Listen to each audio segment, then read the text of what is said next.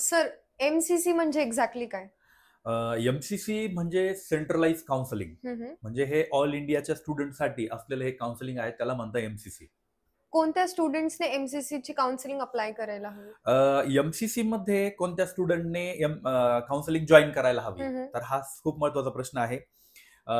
ज्या विद्यार्थ्यांना 15% government college कोटामध्ये admission घ्यायचं आहे, 100% डीम कॉलेजेस पार्टिसिपेट करतात. म्हणजे ऑल ओव्हर इंडियामधले एमबीबीएस साठीचे जे डीम कॉलेजेस आहेत, तर त्या विद्यार्थ्यांना जर तिथे ऍडमिशन जर घ्यायचं असेल, तर त्या एमसीसीचं काउन्सिलिंग जॉईन करायला हवं.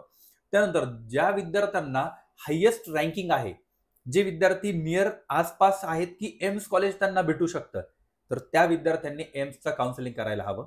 हं, हं. म्हणजे एमसीसीचं काउन्सिलिंग करायला हवं. त्यानंतर other universities, central universities, BHU या युनिव्हर्सिटीज, त्यानंतर जिपमर, ज्या विद्यार्थ्यांना जिपमरची इच्छा आहे की आपण या या या- याच्यासाठी युनिव्हर्सिटीसाठी आपण अप्लाय करू शकतो, तर त्या विद्यार्थ्यांनी एमसीसीचं काउन्सिलिंग करायला हवं. ओके. एमसीसी मध्ये कोणते-कोणते कॉलेजेस वगैरे पार्टिसिपेट करतात? हेच मी जे सांगितलं की डीम कॉलेजेस, हं. जिपमर, एम्स हे सर्व कॉलेजेस एमसीसीच्या राउंड्समध्ये पार्टिसिपेट करतात. ओके. तर ज्या विद्यार्थ्यांना चान्सेस वाटतात, की आम्हाला लागू पण शकतं स्टेटमध्ये हम्म. आणि त्यातले सुद्धा काही-काही विद्यार्थी म्हणतात, की आम्हाला 15% मधून सुद्धा भरायचं. त्यांच्यासाठी काय म्हणतील तुम्ही? येस, ज्या विद्यार्थ्यांचे मार्क्स महाराष्ट्रातल्या गव्हर्नमेंट कॉलेजच्या बॉर्डर लाईन वरती आहेत, हं, हं. म्हणजे त्यांना भेटण्याचे 50-50 चान्सेस आहेत, ओके.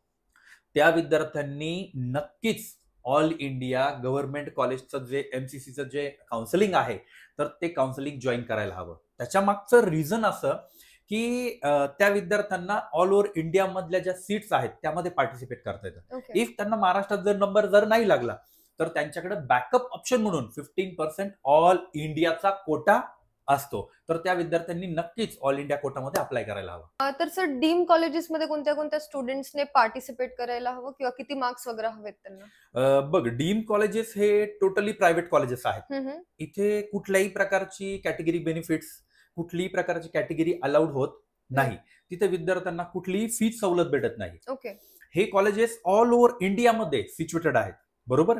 तर या कॉलेजेसमध्ये पार्टिसिपेट जर करायचं जर असेल, तर तुमची तयारी असायला हवी की तुमच्याकडे कमीत कमी 20 ते 22 लाख रुपये मिनिमम कॉलेजची फीस पर इयर भरायला रेडी असायला हवी.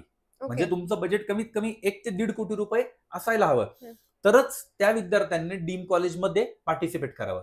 बट यासाठी कुठलाही क्रायटेरिया आहे का, नीटचा स्कोर वगैरे? तर नाही. यासाठी मिनिमम स्कोर वरतीही, म्हणजे साधारणतः 150-160 मार्क्स ज्या विद्यार्थ्याला आहे, तो विद्यार्थीही अप्लाय करू शकतो. का?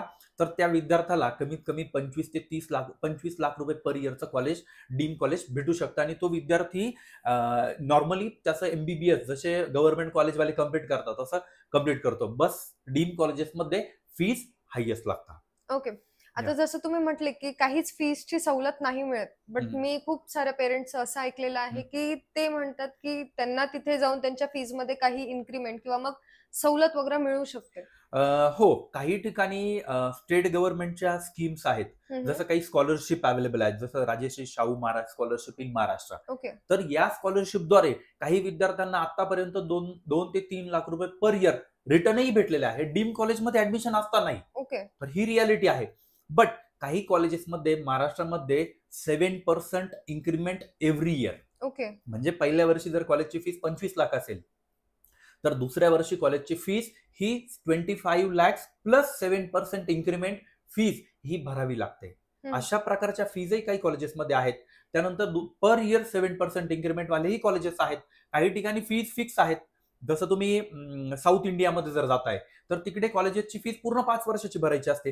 तर त्या विद्यार्थ्यांना 7% इन्क्रीमेंट असो किंवा 5 वर्षाची फीज असो, ते ऍक्च्युली दोन्ही सारखंच पडतं. हं. ऑलमोस्ट एक हाफ इयरच्या फीजचा डिफरन्स येतो. 10 ते 12 लाख रुपये तुम्हाला एक्स्ट्रा भरावेच लागतात. हे ओके. त्यांचे हिडन चार्जेस म्हणू शकता किंवा त्यांची इन्क्रीमेंट म्हणू शकता. But it's official. हं, हं. तिथे कुठल्याही प्रकारचं डोनेशन किंवा काही गोष्टी लागत नाही. नाही.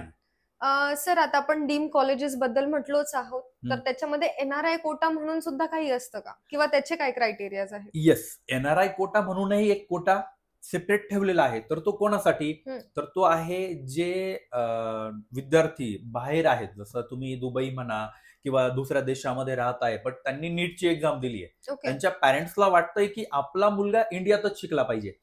त्या विद्यार्थ्यांसाठी हा कोटा आहे. हम्म. बट याची फीज खूप हाय आहे. म्हणजे जी नॉर्मल फीज आहे डीम कॉलेजच्या 20 लाख रुपये पर इयर, त्याच्या 3 पट फीज तुम्हाला एनआरआय मध्ये भरावी लागतात. म्हणजे 50 लाख रुपये पर इयर तुम्हाला एनआरआय मध्ये फीज भरून आणि तुम्ही ऍडमिशन घेऊ शकता. काही परिस्थितीमध्ये एनआरआय कोटाच्या ज्या फीज आहेत किंवा एनआरआय कोटाच्या ज्या सीट्स आहेत तर त्या भरल्या जात नाही, म्हणजे कम्प्लीट फुलफिल होत नाही. ओके. त्या केसमध्ये शेवटच्या राऊंडमध्ये ज्या एनआरआयच्या सीट्स आहेत तर त्या सीट्स पूर्णपणे कन्वर्ट होऊन जातात नॉर्मल सीट्समध्ये. तर त्या विद्यार्थ्यांसाठी जे विद्यार्थी वेट करतायत शेवटपर्यंत, ज्यांचा खूपच कमी मार्क्स आहे, 120 130 मार्क्स आहेत, त्या विद्यार्थ्यांनाही नंबर लागण्याचे चान्सेस बनतात शेवटच्या राऊंडमध्ये. का तर एनआरआयच्या सीट्स या नॉर्मलमध्ये कन्वर्ट होतात. बट विद्यार्थी मित्रांनो, तिथे कुठल्याही प्रकारची फीज कमी केली जात नाही. नॉर्मल जी 22-23 लाख रुपये पर इयर फीज आहे जनरलच्या स्टुडंटची डीम मध्ये, ती फीज तुम्हाला पे करावी लागते, हेही लक्षात ठेवा. तर सर, जसं तुम्ही म्हटलेत की फीज मध्ये काही इन्क्रीमेंट किंवा काही जे काही कमी होतं, बट त्याच्याप्रमाणे जर काही मी ऐकलेलं पण आहे की साऊथ साइडला जे युजली जी फीज आहे म्हणजे 24 आहे किंवा 25 आहे, तर काही काही युनिव्हर्सिटीज 22 किंवा 20 पर्यंत सुद्धा करून देतात. Is it true? Yes. Deem कॉलेजेसमध्ये काय असतं तर डीम कॉलेजेसमध्ये सगळेच लोक फीज अफोर्ड करू शकतात असं नसतं. करेक्ट. तर काही ठिकाणी त्या कॉलेजेसच्या सीट फुलफिलच होत नाही, म्हणजे कशाच प्रकारे फुलफिल होत नाही. त्या सिच्युएशन मध्ये हे अधिकार कॉलेजेसला देण्यात आला आहे की तुम्ही तुमची फीस कमी करून आणि विद्यार्थ्यांना ऍडमिशन देऊ शकता. ओके. It's officially.